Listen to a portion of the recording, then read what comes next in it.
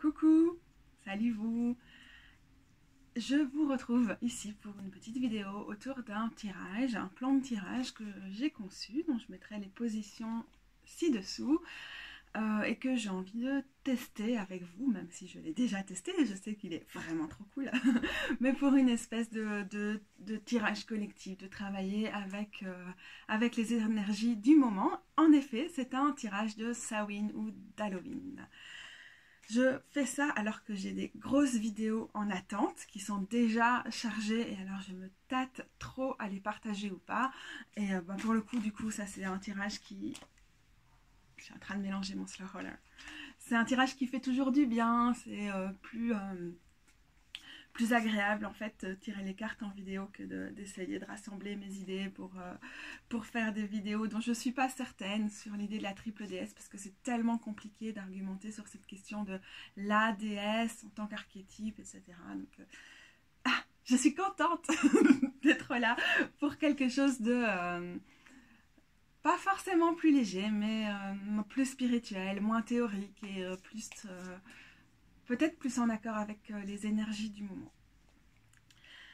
Alors, je ne suis pas une très grande partageuse de tirages.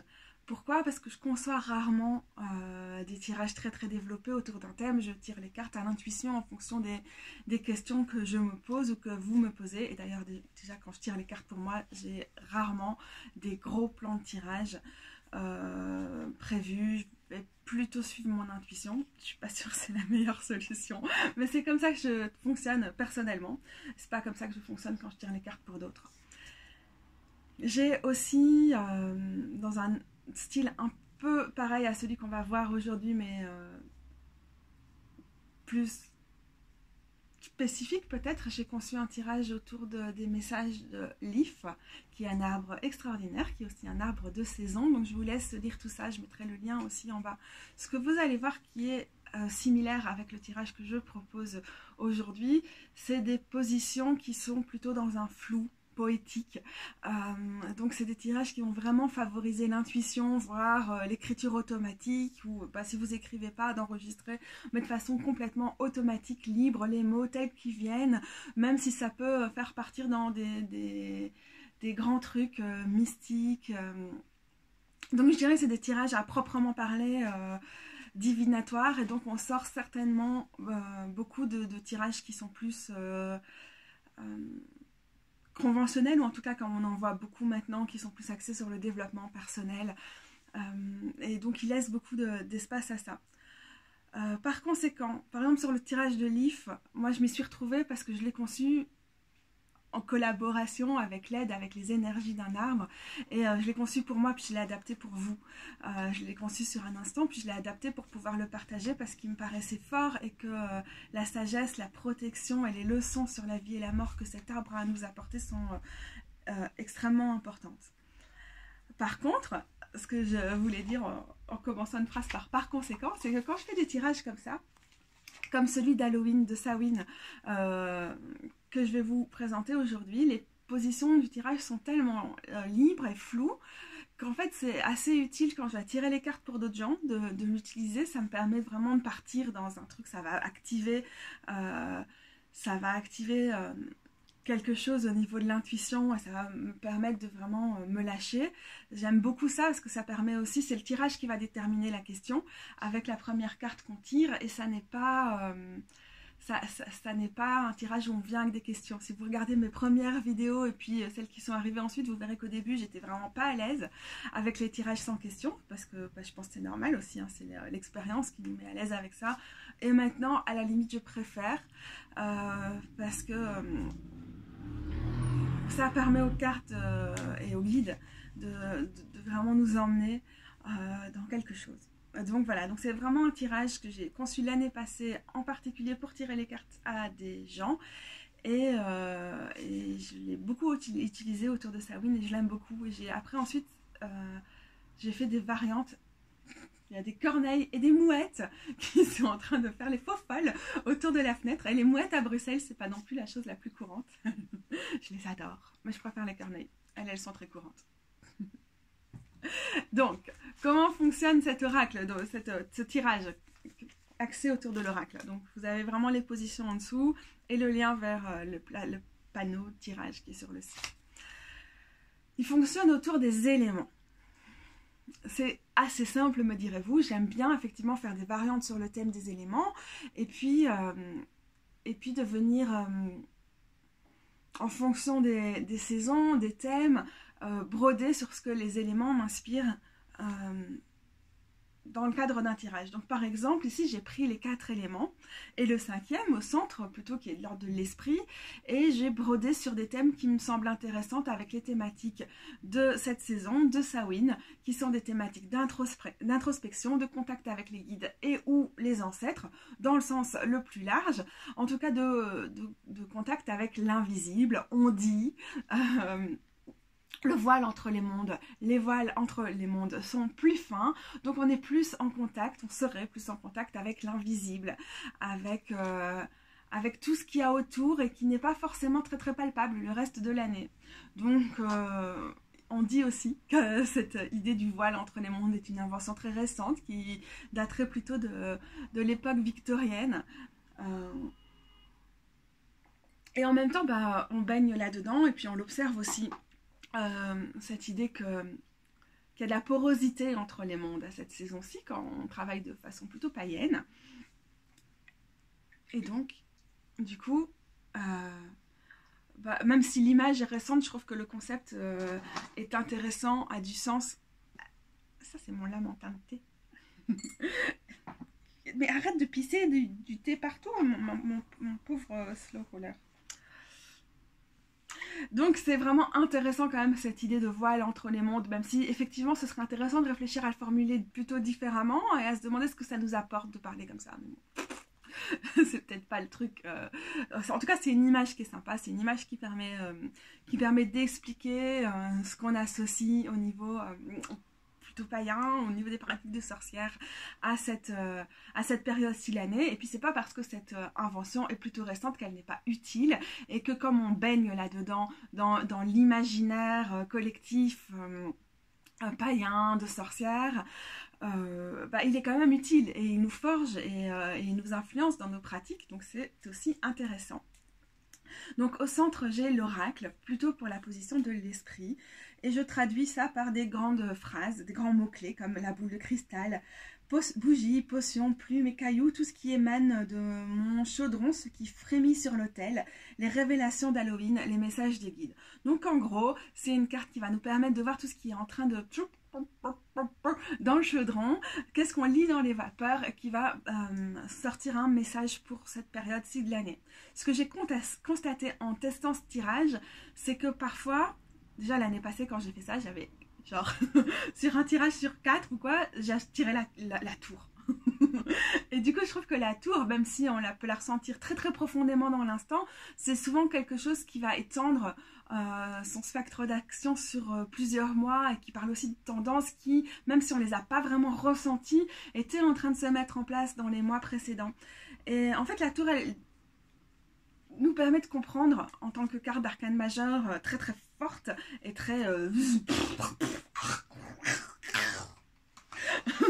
tout ce qui est en jeu avec cette position de l'oracle. C'est quelque chose qui nous permet de cerner maintenant aussi des choses qui peut-être étaient en train de se préparer, qui sont là autour de nous et qu'on va pas forcément cerner, avec lesquelles on va pas forcément entrer en contact tout le temps. Et maintenant, avec Samhain, c'est l'occasion de mettre le doigt sur quelque chose qui est là, qui était dans l'air, qui était dans nos pratiques, qui était dans nos rêves, mais pour lequel on n'avait pas forcément de mots. Donc quand j'utilise ces grands mots fourre-tout, pour moi, je les interprète plutôt comme ça, et d'avoir pratiqué ce tirage, j'ai l'impression que c'est aussi ce que ça donne. C'est que parfois, ça donne quelque chose qui est très ponctuel, qui est quelque chose qui est vraiment bon à savoir pour maintenant, pour la période de Samhain, et parfois... j'aurais vraiment eu un intérêt à mettre mon GSM sur silencieux. Parfois, ça va davantage parler de grandes tendances, de choses qui méritent d'être en mise au jour et avec lesquelles on va travailler pendant plus longtemps, ou bien dont on va sentir les effets pendant plus longtemps et depuis plus longtemps. Mais donc voilà, ça c'est ma pratique de cette position-là, ce que ça m'a donné, comment comment je vois son effet pratico-pratique. Mais à la base, c'est une formulation qui est volontairement large pour qu'on puisse se l'approprier et y mettre ce qu'on a envie.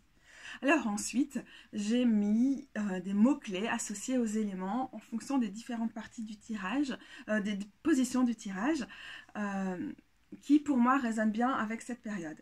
Alors c'est super avantageux, du coup j'ai mis le nord en haut de la page, comme quand on lit une carte, ou bien souvent comme quand on trace un cercle aussi, en fonction de vos pratiques.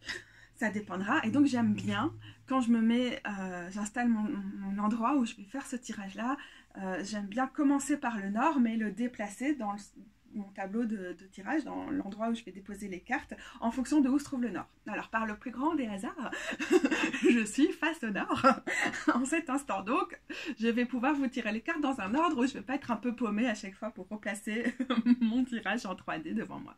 Ce que j'associe avec l'élémentaire ici, c'est le refuge, le corps, la mousse. Pourquoi?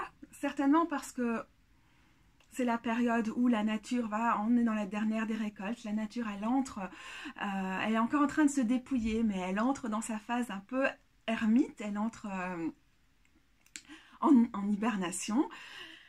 Et donc on est dans une phase de recul, de refuge, de retourner au sol, de rassembler toutes les énergies. C'est vraiment la phase aussi en termes lunaires, par exemple, de la lune sombre.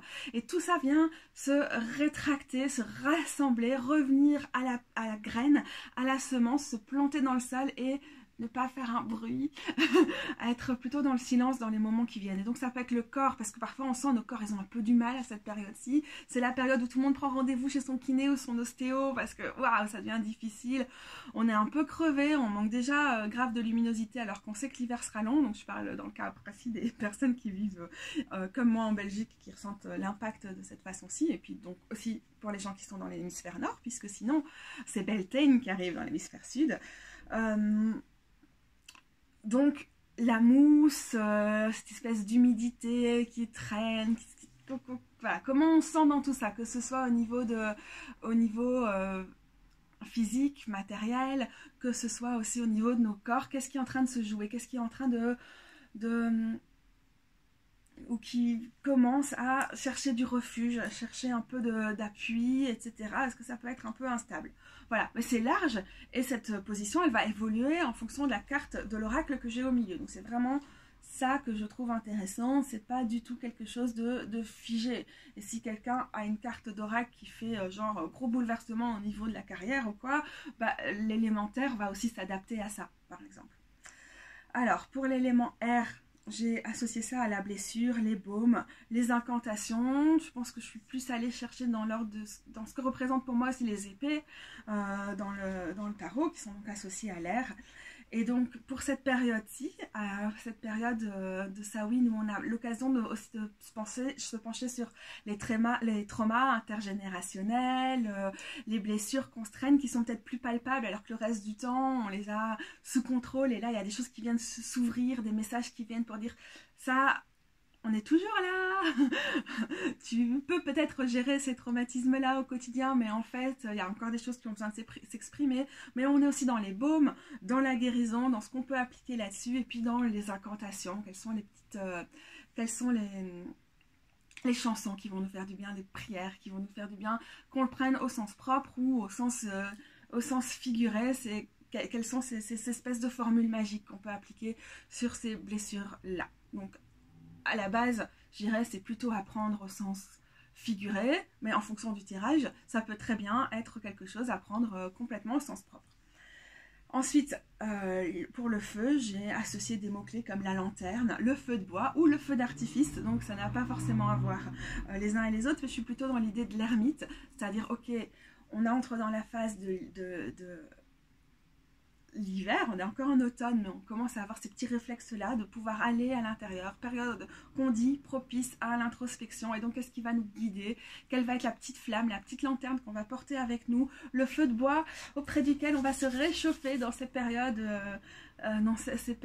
plus froides. Qu'est-ce qu'on peut réussir à créer comme feu, comme quelque chose qui va nous animer, qui va pépiter, mais sur un truc de long terme, hein. On est quand même sur des positions où on va tenir le feu, notre petite lanterne, notre torche et s'y accrocher. Le feu d'artifice, c'est la variante de comment on met des petites couleurs qui vont pépiter. On dit pas pépiter, mais c'est joli comme mot en fait, on dit ça.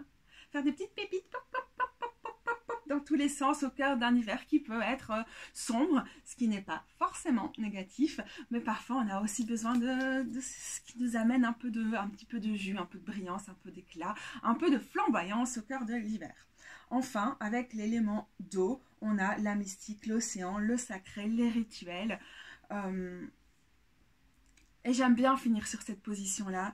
Après, on s'est bien ancré avec l'élément de terre, puis on a un peu fait le tour des éléments, et avec la mystique, on repart dans quelque chose, dans tout ce que l'eau a de guérisseur, mais aussi de fluide, c'est comme un gros réconfort, une bonne dose de câlin, et puis aussi un appel vraiment à écouter les messages des guides d'un côté plutôt. On arrive dans un côté plutôt spirituel, plutôt sacré, et donc on tire peut-être quelque chose de plus sage de ce tirage, quelque chose de plus aussi de plus applicable dans des rituels, etc. Donc voilà, encore une fois, ça dépend du tirage qu'on fait, ce qu'on peut tirer de cette position-là. Et enfin, j'ai une position. Bon, je peux ajouter des conseils ou quoi en fonction de ce qui se dégage du tirage. Et sinon, j'ai une position rassembler, s'aventurer, partir, l'autonomie. Donc, c'est vraiment le message de la fin. Avec qu'est-ce qu'on synthétise, quelle est la synthèse de ce tirage et avec quoi on rassemble ses énergies pour partir avec ce qui s'est développé dans ce tirage-là.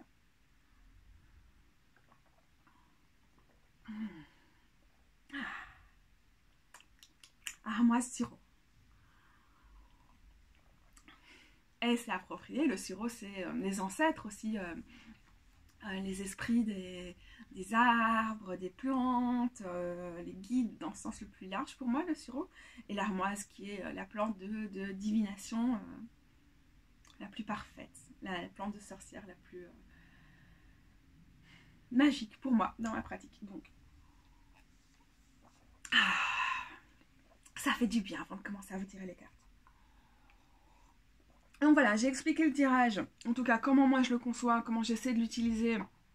Et peut-être j'ai un peu restreint le champ des possibles avec chacune des positions en disant ce que ça donne concrètement quand je tire les cartes avec. Mais j'espère que ça vous donne envie d'aller rayer des mots et d'en mettre d'autres, de venir avec vos propres associations et de vous plonger dans ce tirage-là. Et comme je vous ai dit, je trouve qu'il fonctionne extrêmement bien pour d'autres personnes. Donc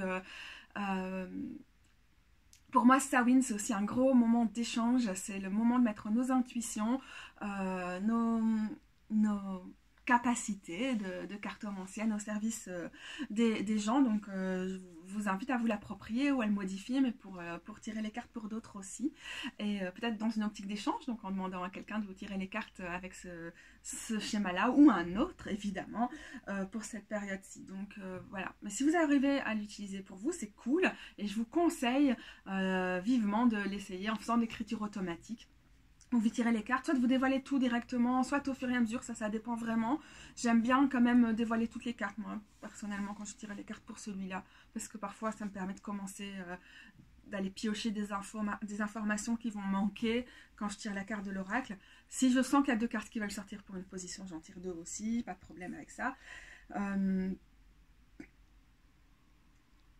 Donc, oui. Magnifique tirage d'échange et sinon, oui, écriture automatique, d'être vraiment dans la fluidité, de noter tout ce qui vous vient par la tête, d'abandonner votre petit ego qui vient faire oui mais non, mais si jamais il faut bien formuler ça comme ça et de vraiment laisser venir les mots, les associations. Éventuellement, vous n'avez pas envie de faire ça, vous dessinez quelque chose là-dessus, ou vous prenez des couleurs et vous associez des couleurs, ou moi ce que je préfère faire personnellement quand je tire les cartes, parce que en tant que personne qui a un syndrome des lèvres dans l'os, c'est pas toujours facile d'écrire, alors je vais enregistrer. C'est vraiment pour moi la solution idéale en fait, avec ce tirage, avec des trucs qui sont assez longs comme ça, et prendre toutes les idées qui viennent, me permettre de divaguer, alors c'est souvent ça qui a le plus de sens. Donc, tirage collectif pour nous autour de tout ça aujourd'hui. concrètement, ça veut dire que c'est pas forcément quelque chose qui va résonner pour vous. J'espère faire un tirage qui fonctionne pour un maximum de personnes, que vous allez tous et toutes trouver des petites choses à garder dans tout ça. Il y a peut-être des gens qui vont se dire waouh, c'est tip top ma situation, c'est juste ce que j'avais besoin d'entendre à ce moment. Maintenant, c'est une espèce de tirage collectif. J'essaie de tirer des cartes que je tire des leçons qui peuvent valoir pour tout le monde, mais voilà, ça a ses limites, c'est évident. Je serais vraiment une charlatane totale de vous dire ah on fait un tirage collectif, ça doit forcément fonctionner pour tout le monde. Bon, heureusement, c'est plus complexe que ça et on reste des personnes très différentes et on fait face à des choses très très différentes en fonction de plein de paramètres. Donc voilà, j'espère que tout le monde va pouvoir en tirer quelque chose à titre personnel et que sinon, ça va vous amuser de voir ma façon d'interpréter les cartes dans ces tirages-là et vous dire, ok, Katou, elle voit ça parfois dans cette carte-là. Peut-être que ça m'intéresserait aussi de prendre cet élément et de l'intégrer à ma lecture de cette carte-là. Donc je crois que c'est toujours intéressant les tirages collectifs pour ça aussi. Donc comme toujours, je me bouffe ma perruque. Ok.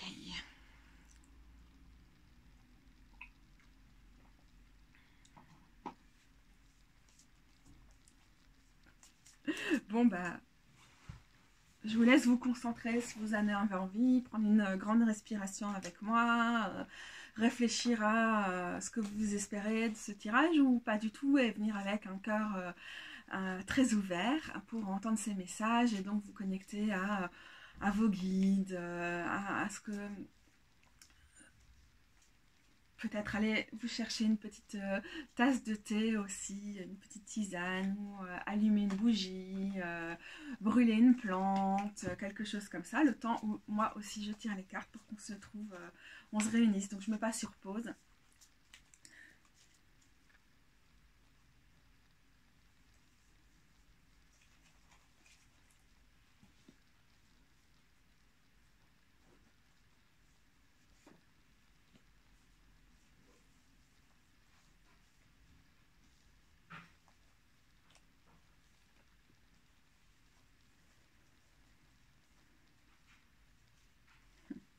Ok, voilà.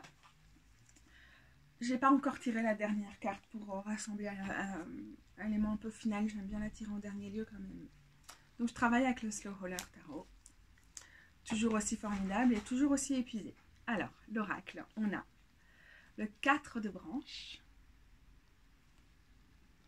Pour la terre, on a le diable. On note qu'il est à l'envers. Un petit élément qu'on prendra en compte éventuellement dans l'interprétation. Pour la blessure, l'élément d'air, on a le 8 de vase, qui est l'équivalent du 8 de coupe. La lanterne feu. On a le 7 de vase, donc encore une fois les coupes, qui est aussi à l'envers. Et pour l'eau, on a le monde. J'adore cette carte. C'était ma carte de l'année et j'ai commencé à la recevoir dans un tirage que j'ai commandé à Power Thumb Tarot l'année passée pour Samhain. Déjà pour moi, symboliquement, puisque je me comprends dans tous les gens qui vont recevoir ce tirage, ça me fait grand plaisir de l'avoir arrivé.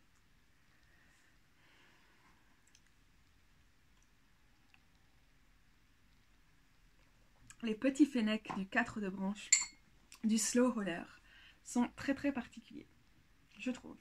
Ah, savoir que je mettrai une photo des cartes réunies sur le site pour que vous puissiez me suivre en regardant les cartes plutôt qu'en regardant l'écran si vous préférez.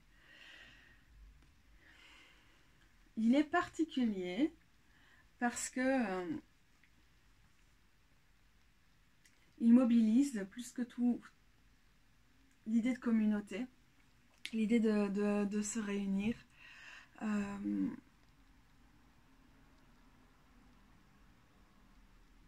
Il y a quelque chose de malicieux dans le regard de ces petits fennecs et en même temps pas tant que ça. Quelque chose qui est aussi tout simplement joyeux. J'aime bien les plantes qu'on voit dessus parce qu'elles me font penser là directement aux fleurs de la Toussaint, qui est donc en gros qui résulte de la christianisation des pratiques païennes autour de Samhain à l'époque, et donc qui permettent aux personnes qui sont plutôt dans la religion catholique de nos jours d'aller fleurir les tombes de leurs ancêtres le jour de la Toussaint ou le lendemain, le jour des Saints, le 2 novembre, le jour des morts. Et donc voilà, et du coup, qu'on soit catho ou qu'on ne le soit pas, c'est quand même des plantes qu'on associe mine de rien à cette période-ci parce qu'on les voit devant les échoppes, sur les échoppes des fleuristes, autour des cimetières, donc c'est résolument une plante de saison, donc ça j'aime beaucoup, j'aime la connotation qui est là de quelque chose de réconfortant dans le rapport qu'on peut avoir avec la mort, sachant qu'on est très nombreuses à en avoir peur, à être effrayés, à se dire ok c'est bien beau les cycles de la vie et de la mort et ce que ça célèbre dans Samhain. Et Samhain, mon chat, est en train de viser la bougie qui est près de nous. Dis chou, fais le tour, va. Ah oui, toi t'as envie de célébrer, hein. Ah ouais, avec un nom pareil, je peux vous dire qu'elle ressent tout à fait cette saison. Fais le tour, chou. Viens.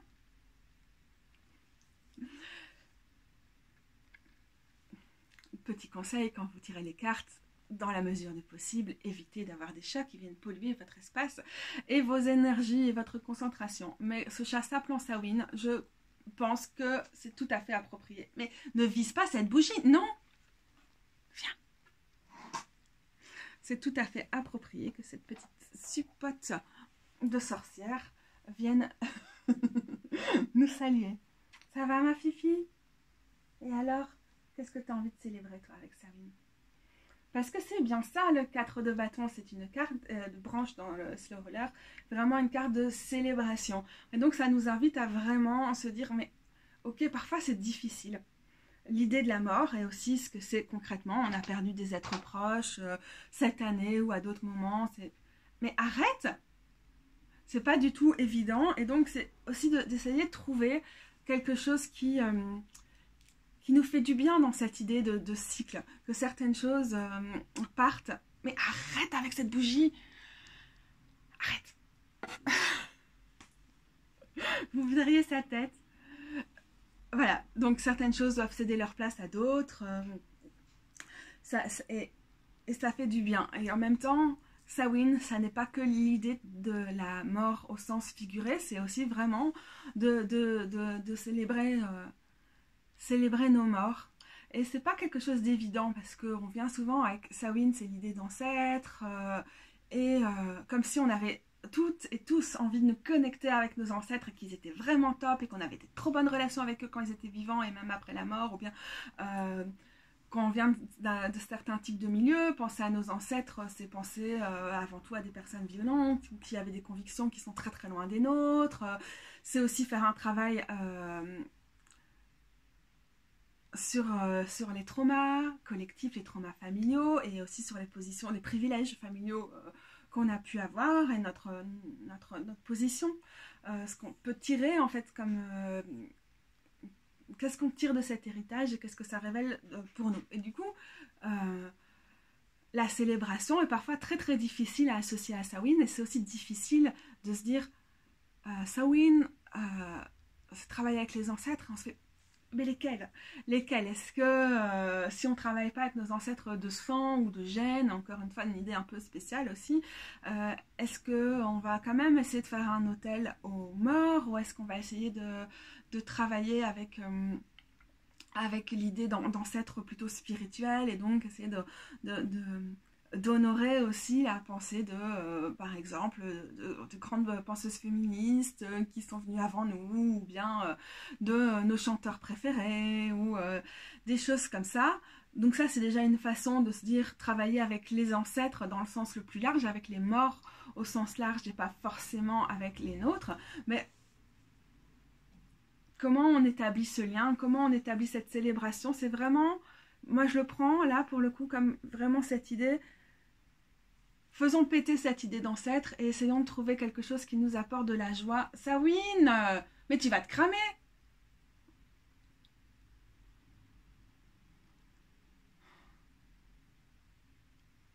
Sawin a envie de trouver la joie dans les bougies et de se brûler tous les petits sourcils et toutes ces petites moustaches. Non, ne saute pas. Tu es folle de t'asseoir là. Je veux pas voir ce qui se passe. Alors mon GSM est un peu bancal là, donc si je bouge pour mettre sur pause, je suis sûre que je vais tout envoyer péter, donc ce sera pire. Je veux faire confiance à la sagesse légendaire de mon petit chat. Franchement, c'est une idée de merde que t'as. Donc Sawin les voit, nos ancêtres qui sont là. Elle regarde dans les bougies. Elle est convaincue de les voir. Tu sens beaucoup de choses? Elle a pitié. T'es mignonne. Tu vas cramer, hein. Regarde, ton poil est déjà chaud. Ok, c'est parce que tu dormais bien en boule. Je le reconnais. Voilà, donc d'essayer de chercher vraiment de la célébration dans cette idée de...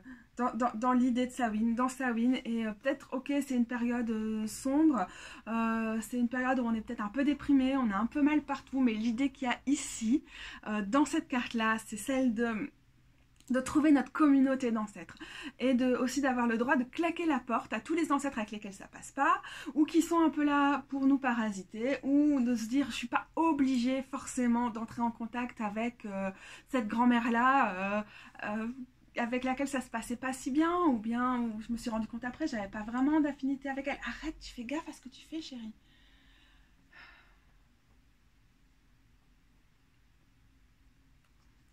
Elle met sa tête juste à côté de la partie de mon hôtel qui est consacrée à une ancêtre en particulier, avec laquelle j'ai choisi de... Enfin, à mon avis, c'est plutôt elle qui a choisi, mais je travaille en ce moment, effectivement, aussi en tournant le dos à certains ancêtres avec lesquels c'est pas jouable. Je vous dis, littéralement, elle est face à face avec cette partie de l'hôtel. Merci Sawin pour ton message, ma petite chérie d'amour. Donc... Voilà, trouver de la joie en fait, trouver vraiment une connexion qui est signifiante pour nous, qui va vraiment nous permettre de revisiter cette idée d'ancêtre et ne pas le faire par sens du devoir, du besoin, parce que c'est ce qui se fait, qu'on travaille avec les ancêtres à Sawin, ou que si on est dans une certaine tradition religieuse, on va fleurir les taubes, même des gens qui nous ont fait chier toute leur vie. Et là, c'est vraiment une invitation à se connecter à autre chose. Donc voilà, c'est beaucoup de satisfaction dans ces petits fennecs, renards ou je ne sais quelles bestioles qui s'assemblent ici, qui sont au milieu des fleurs, qui vivent avec les fleurs avec lesquelles on rend hommage, et donc de vraiment sortir d'une espèce de devoir et de trouver une liberté dans notre façon de connecter, de nous connecter avec nos ancêtres. Fais vraiment attention à toi, hein, chérie. Et faites attention à vous. Justement, se laisser guider par la joie, par les appels, au lieu d'être pieds et poings liés avec des figures ancestrales qui ne nous parlent pas le moins du monde. Voilà ce que j'y vois. La terre. On a le diable.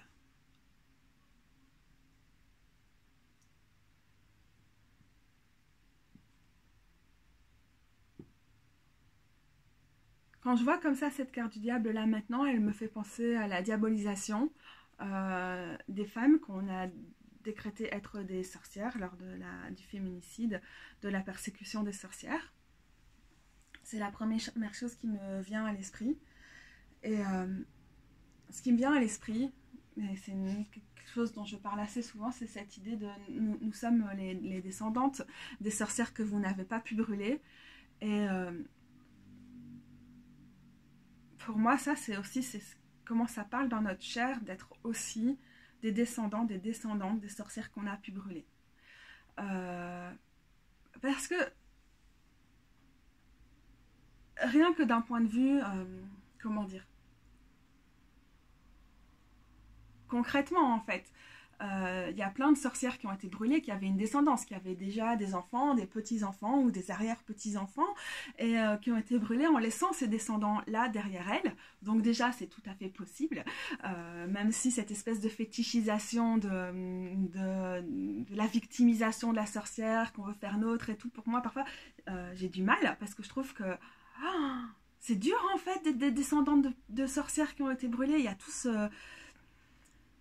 c'est un héritage qui est difficile, on ne peut pas juste fétichiser, être dans une espèce de quelque chose où on est ébahi, on est fasciné par cette mort-là. Et quand le 4 de branche nous invite à célébrer, celle-ci, elle nous invite aussi à complexiser, en fait. Et ne pas...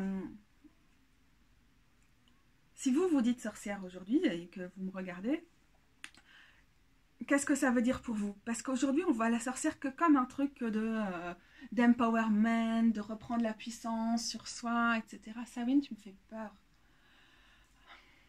Elle s'est couchée, et donc elle est près des bougies, mais elle risque pas de brûler comme le diable ici. C'est pas pour rien qu'on t'appelle la supate de Lilith, hein, Chouque.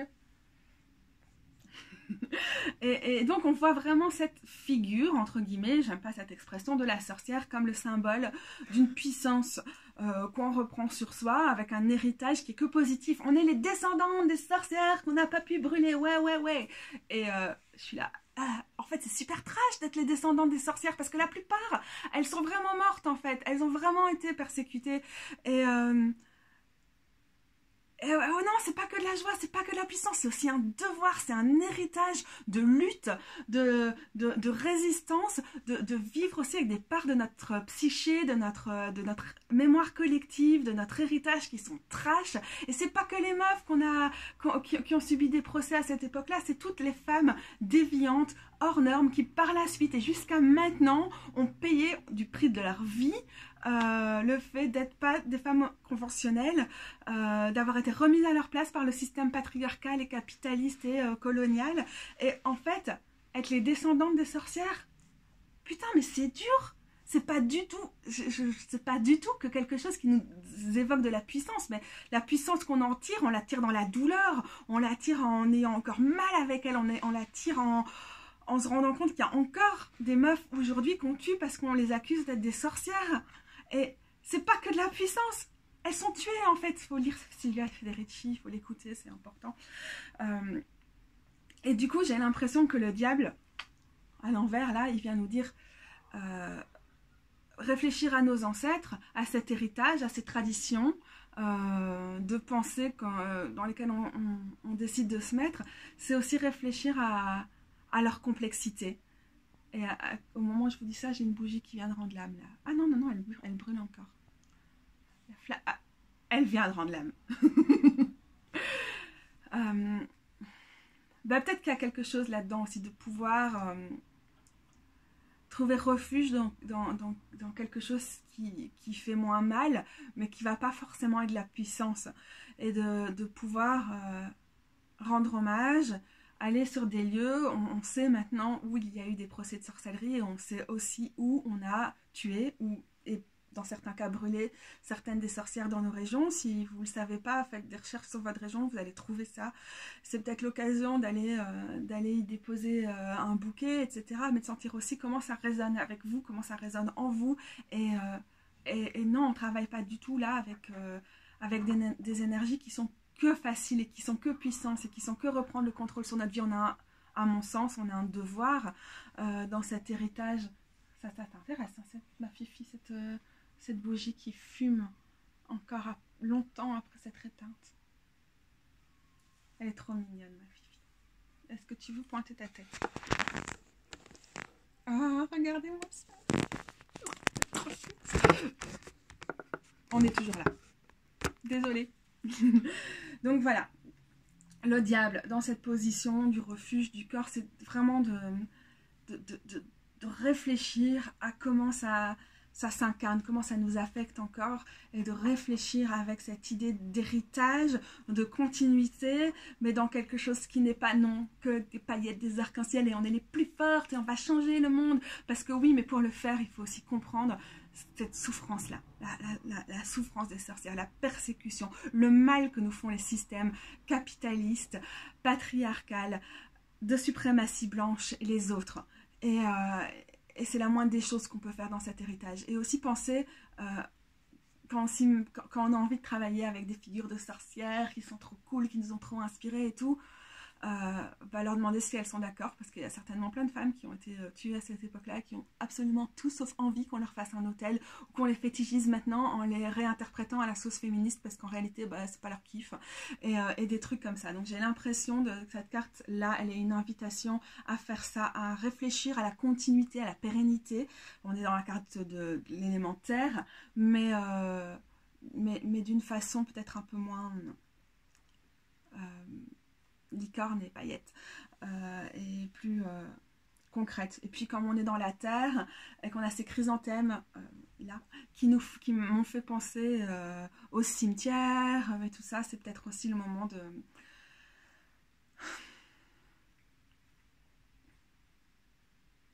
de faire des rituels qui sont liés à la terre, des libations, d'aller, oui, déposer des fleurs ou des cailloux ou quelque chose à des lieux qui sont importants pour nous, qu'ils ont marqué par rapport aussi à cette idée-là de la sorcière. Alors, la blessure, les baumes, les incantations, l'air. On a le 8 de vase. Ce qu'on voit bien, c'est qu'on a une structure qui ne peut pas tout tenir. Et que peut-être il faut renoncer à tout faire tenir ensemble et qu'il y a des vases improvisés sur cette image qui sont voués à se péter la gueule, à tomber, à exploser, à répandre leur liquide, à ne pas être maintenus. Et du coup, ce que je vois dans cette idée ici, c'est vraiment une idée par rapport à toutes ces blessures, à tous ces traumas, de lâcher prise, de pouvoir dire certaines choses, ce ne sont pas les miennes. Et pour pouvoir travailler avec des ancêtres dans la joie avant tout en ce moment, il y a certains des ancêtres avec lesquels je ne veux pas travailler. Comment dire, il y a des Samhain où pour moi travailler avec les ancêtres, c'était travailler avec qui j'étais quand j'étais enfant ou quand j'étais bébé. Et en fait c'est ouf, parce que du coup c'est des Samhain où j'ai juste passé mon temps à chialer comme une sale gamine devant la table de mon souper de Samhain, parce que j'étais en contact avec une gamine qui était vraiment paumée et mal. Et du coup ça c'est plutôt une invitation à couper les cordes qui font que tout notre édifice menace de s'effondrer, et de pouvoir relâcher là les petites bouteilles auxquelles on s'accroche coûte que coûte, mais qui en fait nous permettent pas d'entrer, de sauver celles qui peuvent encore être sauvées. Et du coup c'est pour moi quelque chose qui est vraiment en lien avec la carte du centre, la carte de l'oracle, et qui nous rappelle que c'est le moment aussi de couper des ponts, de choisir qui on veut être nos ancêtres, en concertation si possible avec ces ancêtres-là, qui on a envie d'honorer, à qui on a envie de faire de la place, et aussi du coup faire du ménage, et voir qu'il y a des choses, des connexions qui se font pas, qui fonctionnent pas ou qui nous font du mal, et c'est le cas pour une raison, et que c'est peut-être pas le moment de s'obstiner avec ces connexions-là. Elle est belle, hein, ma carte, ma chérie.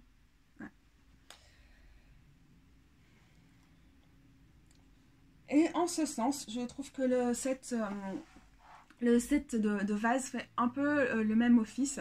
Alors, vous remarquerez que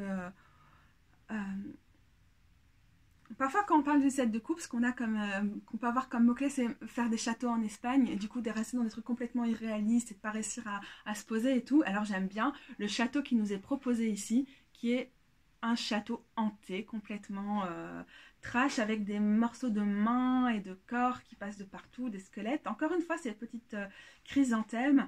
Et voilà, je trouve très approprié pour Samhain en fait. Et du coup, quand on voit les fioles que cette personne a en main, quand elle est en train de contempler voilà, tout le truc immense des ancêtres, des guides avec lesquels elle aurait envie de travailler, il y a un mug féministe trop badass. Alors elle a peut-être envie de se dire je travaillerais bien avec Audre Lorde. Putain, t'es vraiment près de la bougie, hein, chérie. Chou, chou, chou, saute, saute, saute. Non, pas là. Non, tu vas te cramer en fait. Viens voir les gens quand même. Elle ne se retourne pas, elle incarne le 8 de vase. Adieu, Samhain, adieu. Donc voilà, du coup, est-ce que c'est une envie de travailler plutôt avec cet héritage féministe? On a une fiole qui ressemble à une vieille bouteille de parfum ancienne, comme celle qu'on a pu hériter d'une de nos arrière-grand-mères. On a des bouteilles vides qui nous rappellent qu'en fait, pour plein de gens parmi nous, les ancêtres, ça veut rien dire parce qu'on n'a pas la chance d'avoir des archives, des arbres généalogiques, parce qu'on a des familles qui ont beaucoup bougé, que ce soit à cause de parcours migratoires ou à cause de tragédies qui font qu'on a coupé les liens avec des parties de la famille, etc. Et donc, voilà, elle se cherche des ancêtres en se disant, mais comment faire si j'ai pas les contacts avec... j'ai pas les noms, j'ai aucune indication sur les gens de ma famille. Elle a des vases, elle se demande si c'est le moment adéquat pour mettre des fleurs ou d'autres choses. Et en attendant, elle n'arrive pas à rentrer en contact avec ce château qui est rempli de choses parce qu'elle passe son temps juste à se demander quel récipient va être utile, comment établir le contact et des choses comme ça. Et donc elle se perd dans des considérations, dans des rêves parfois, mais qui l'empêchent d'accéder vraiment au cœur du thème du tirage et de cette joie de la connexion avec des guides. Pardon. Il y a aussi quelque chose, on pourrait dire c'est un engrais, et du coup, est-ce que...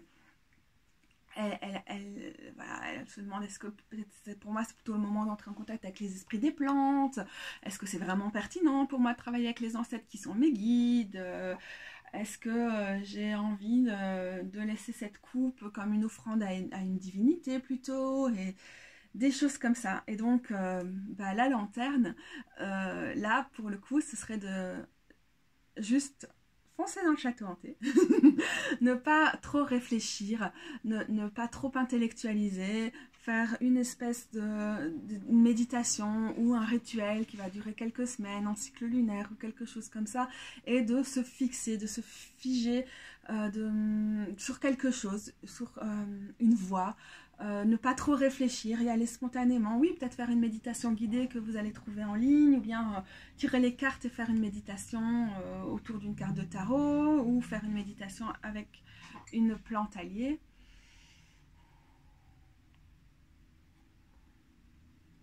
Le sirop et l'armoise, évidemment, je vous les conseille, ou peut-être mon tirage, dont je parlais tout à l'heure, de l'IF, de l'endurance de l'IF, va vous aider à développer tout ça. Peut-être que c'est le moment, on parlait au début de ce tirage de faire des échanges de consultations de tarot avec d'autres personnes, du coup de demander à quelqu'un, contre rémunération ou contre échange en fonction de ce qui vous est proposé, de vous aider à trouver sur quoi vous allez fixer votre attention pour l'instant. Ça ne veut pas forcément dire que c'est les ancêtres avec lesquels vous allez travailler toujours, et heureusement c'est des choses qui peuvent être fluctuantes, mais pour l'instant ne pas juste vous sentir complètement débordé par rapport à tout ce qui pourrait être, et du coup de rien faire parce que c'est trop compliqué, parce que vous ne savez pas par où commencer, et donc voilà, donc là c'est un peu l'idée de vous fixer, et par rapport à ce qu'on a vu ici, vous fixez aussi, laissez tomber des choses pour aller vers d'autres. Donc là, il y a la continuité, hein. On a le 7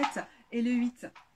Et donc, ok, c'est vous dire, je pourrais travailler avec telle grande figure qui me parle bien, ou avec tel ancêtre dont je sais qu'il ou elle a existé, etc. Mais blablabla. Et là, on est dans un truc où, non, on va radicalement évacuer certaines choses qui ne fonctionnent pas du tout pour nous, et on va essayer de prendre une décision malgré cette indécision, les différentes choses qui miroitent et qui fonctionnent plutôt comme des miroirs aux alouettes, et utiliser le choix qu'on aura pu poser, comme voilà, cette petite lanterne, ce petit feu de bois auprès duquel on va se réchauffer. Ça ne veut pas dire qu'en fait ça ne va pas nous amener sur des chemins complètement différents, mais là on va choisir quelque chose qui va déjà être un point d'accroche, qui va être cette petite bougie avec laquelle on va avancer dans les prochaines semaines, ou voire dans les prochains mois, et peut-être va nous mener complètement ailleurs. Par exemple, ça peut être l'occasion de travailler avec des divinités qui sont des divinités guides, comme les Hécate, et qui vont peut-être nous mettre sur la voie vers avec qui ou quoi on a envie de plutôt travailler. Voilà ce que je dirais de cette carte-là. La carte mystique, la carte de l'eau, avec cette plante que j'aime voir comme de l'armoise dans les mains, avec la pomme qui est le symbole aussi bien de l'inconscient que de l'autre monde. Voilà, qui est passionnant. On a aussi des arbres qui sont des arbres ancestraux qui sont représentés avec les différents éléments autour de cet Ouroboros. L'aubépine, l'ou, la fougère, on dit l'ou ou le hou, la fougère, le chêne. Alors là, on est vraiment dans l'esprit de Samhain. On est dans cette idée d'immortalité, de divination et de mortalité aussi. Évidemment, l'un ne va jamais sans l'autre. Et on est dans cette idée de, voilà, il faut boucler la boucle. Ça va nous permettre d'atteindre une espèce... ça peut nous permettre d'atteindre une espèce d'extase, d'être dans vraiment des grandes révélations, des choses qui commencent à se coller, des pièces du puzzle qui se mettent ensemble. On est là, waouh, ça a trop de sens, c'est incroyable ce truc, c'est ouf de chez ouf.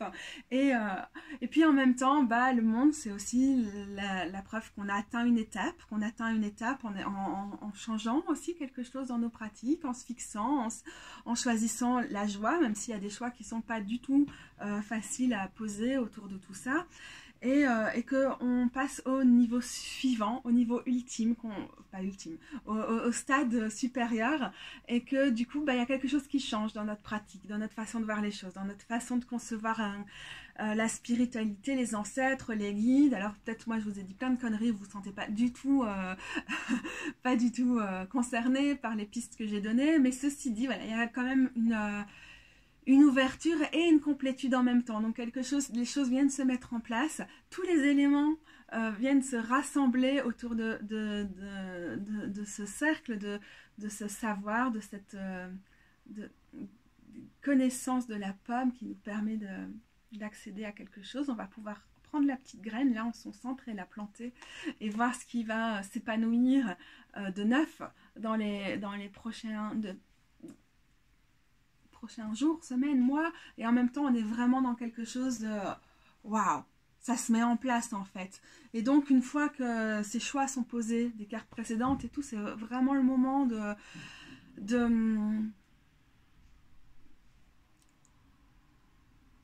donc on est dans la carte du sacré, des rituels, et donc c'est le moment de ritualiser ça. Là on a le symbole du cercle de protection, du cercle sacré, donc on est dans le rond qu'on a là, donc on est aussi dans cette idée de rassembler tout ça, d'en tirer quelque chose, qu'à partir du moment où on a pris tous les partis pris qui nous ont été demandés dans les cartes précédentes, on en fait quelque chose de beau, de grand, on fait en sorte que ça résonne, que ça fonctionne pour nous, on va loin dans les connexions qu'on arrive à obtenir ici, et les choses prennent sens, elles s'articulent,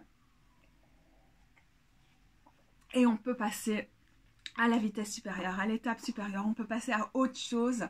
On peut perdre notre peau, mais il y aura de toute façon une autre peau. Et donc être dans des processus de vie et de mort, dans le sens moins flippant que celui qu'on pouvait avoir au début, et qui va, où cette figure, cette symbolique, elle va vraiment résonner, fonctionner pour nous, symbolique ou bien à prendre au sens propre, comme je l'ai déjà dit auparavant. Bon, Samhain qui traîne autour de nous, tu viens tirer la dernière carte avec nous ou pas? T'es un peu paumé là. Ok, on fait chier. Tu viens? Allez. Je remélange mon jeu pour tirer la dernière carte, qui est notre carte de départ, notre petite carte de synthèse et qui nous permet de partir, la carte de l'autonomie. Alors j'ai l'impression que le monde est déjà une carte qui nous permet de clôturer ce tirage avec une grande bouffée d'oxygène, beaucoup d'énergie, beaucoup d'envie. Une corneille repasse, comme on finit le tirage. Et du coup, vraiment juste un petit message de départ. Le 2 de cailloux, l'équivalent du pentacle ici. On a le papillon qui est un symbole de transformation. on a une espèce de plante qui est une plante d'hibiscus qui est accrochée à un signe de l'infini. Donc on est dans des plantes très très éphémères, tout comme peut-être le papillon qui est représenté ici. Et donc il nous rappelle que les énergies avec lesquelles on va travailler ici. Je l'adore, elle est toute douce, vous pouvez même pas imaginer. Sa maman, elle était un peu un petit truc d'angora là, et ce petit chat, très très doux. Donc voilà, on a cette idée, ok, on est sur des énergies qui peuvent être fiantes, qui peuvent être éphémères, qui peuvent nous demander un peu comme le serpent, ok, on est là, on brille, et puis on change déjà de peau, on est sur, voilà, on tient le papillon sur le bout de nos doigts et il doit se poser avec énormément de souplesse pour parvenir à jongler dans tout ça. Et du coup, on sort ici avec un tirage qui est plutôt spirituel, qui nous a donné la grande vibe mystique, divinatoire, ancêtre et guide qu'on pourrait attendre de Samhain. Mais là, cette carte-là, elle nous rappelle qu'en fait, notre vie, c'est pas que ça, qu'il faut réussir à faire en sorte de trouver une façon de jongler avec tout ça dans les contraintes du quotidien, le côté... l'énergie qu'on a un jour, elle peut aussi très vite nous lâcher le lendemain. Et donc comment on trouve une place à des contenus qui sont aussi forts, qui sont aussi intenses, qui demandent des pratiques qui sortent du quotidien, qui nous emmènent dans quelque chose de plus sacré, des rituels, de la méditation et tout, mais et pas de grosse pression. Il faut aussi que tout ça s'intègre dans les exigences de notre corps, de notre vie quotidienne, de notre travail. Et donc voilà, il y a quelque chose à trouver comme équilibre. Il faut parfois pouvoir jongler. C'est pas du tout pratico-pratique. Enfin, pas toujours pratique de jongler avec tout ça. Et ça nous demande, cette carte nous demande, regarde comme t'es belle, de passer à quelque chose. Ne crasse pas mes cartes. Hein. Merci, Chou. Passer à quelque chose qui est plus pratique pour le coup. Et donc, ok, d'accord, vous avez un grand tirage mystique là, c'est bien, c'est formidable, mais en même temps, on a une carte qui nous rappelle que on peut trouver des solutions dans notre quotidien et que parfois on peut aussi être dépassé par le quotidien et pas forcément avoir de la place pour tout ça. On l'observe souvent quand c'est Samhain, en fait, on se fait toute une montagne du 31 octobre qui va arriver, ouais, et puis le jour arrive et... on est crevé, on a une urgence au taf, il faut qu'on aille faire nos courses avant la fermeture des magasins. Et puis, du coup, on arrive, on est chez nous, on est épuisé. Et donc, c'est ce rappel-là que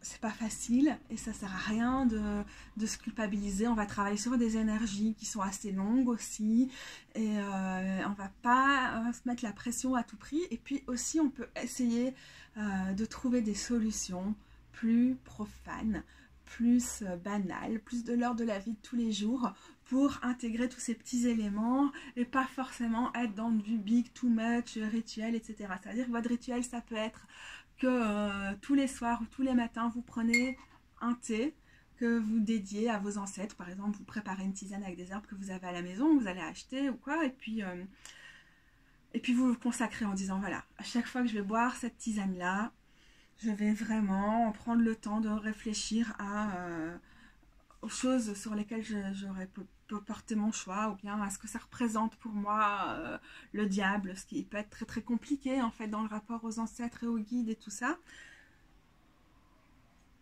Ou bien juste, je vais en prendre comme vraiment un pur moment de joie, à réfléchir à mes guides, à les laisser s'exprimer et tout, mais ça va pas être plus compliqué que de me faire un thé et de le boire et ça va prendre 10 minutes sur la journée. Ça va pas être des grands rituels de ouf, mais ça va être le moment que je vais passer avec ma tisane.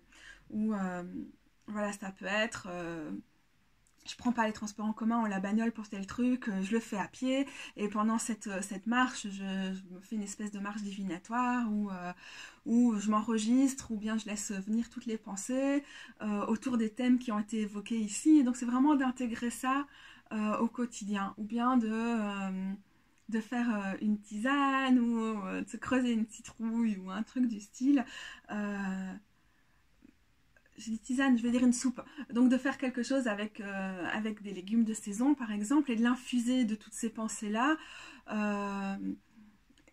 Et donc de travailler l'esprit de Samhain tout simplement à travers une recette, un cake, une soupe ou quelque chose comme ça, et de pas forcément tout le temps chercher le big, le truc, la grande révélation, de faire un hôtel qui nécessite d'aller trouver plein d'éléments dehors. Mais non, mais vous prenez 3 feuilles sur votre trottoir en sortant, et ces feuilles-là, vous les mettez dans un petit vase. Et c'est suffisant parce que toutes les autres elles sont quand même en train de se péter la gueule là sur le vide de vase. Donc voilà, aussi parfois de réussir à jongler avec des grosses énergies qui sont sorties dans ce tirage-ci et quelque chose qui est plus pratico-pratique, qui est plus de l'ordre du quotidien. Et de ne pas culpabiliser du coup si tout ça vous emmène pas dans des grosses expériences mystiques, parce que c'est des tendances qui sont là quand même. Il y a des choses qui se mettent en place, mais ces choses-là, si elles passent par des trucs très quotidiens, très banals, bah pourquoi pas en fait. Voilà les gros bidous, j'espère que vous avez trouvé des choses chouettes dans ce tirage. Je suis désolée d'être une girouette et quand mon chat est là en train d'avoir envie de se tuer à la bougie, je pousse des hauts cris au lieu de rester concentrée dans mon tirage. J'espère que ça vous dérange pas trop et qu'au contraire la présence d'un chat qui s'appelle Samhain pour un tirage de Samhain et qui flirte avec les bougies, ça vous inspire plutôt que de vous énerver. Merci de m'avoir suivi, les liens vont être en bas, y compris un lien vers les différentes cartes que je vais rassembler sur le site pour que vous puissiez en profiter. Voilà. 1 heure, j'espère que c'était pas trop long pour vous. Merci de m'avoir écouté si vous êtes encore là maintenant, et à très vite parce que je vais essayer d'arrêter de repousser et de mettre en ligne les vidéos qui sont déjà enregistrées. Voilà, à bientôt.